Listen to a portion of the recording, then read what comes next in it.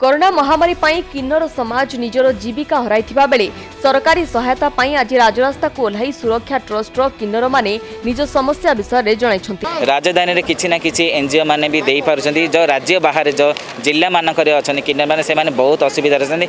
एठा मोर गंजाम जेकोसी सब district collector मोर निवेदन से माने जाई से मानक पारे पहुंचे शुक्ला खाद्य दियंतु कौन पे से माने निजस्व इच्छा से माने बंची पारिबे। आमे माने केमिति सुरक्षित भाव रहबो आम पाई किछि योजना हो जो मानकु योजना करी सरकार देइछन्ति किछि मुष्टिमेय लोकंकु सेमानक ठारू आपस नै साधारण जनता पई जहाँ भी साधारण आम मानक पई कर्मी मानक पई काम करिबा पई अछि जो माने सोसाइटी रे गां गली रहउछन्ति सेमानक पई प्रकृति रे जदि काम करिबार अछि सेमानक पाखरे पहुंचेबा आ आम पई विधिवत भाव रे घोषणा करिबा आवश्यकता अछि।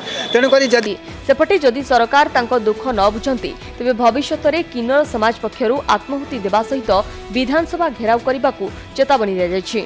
आज देजी दाबी जदि पूरण न हला काली आगामी दिन रे आमे नवीन निवास घेराव करू। गवर्नमेंट यार कोनोसी रिप्लाई न दियंती कोनोसी घोषणा न करंती आगामी दिन रे आम राजरास्ता रे शह शह किन्नर आत्महुति करिवो एटा हमर प्रतिज्ञा आज सरकार को आपण माध्यम रे जणाइछु। भुवनेश्वर सिंपल नायक रिपोर्ट DTV ओडिया।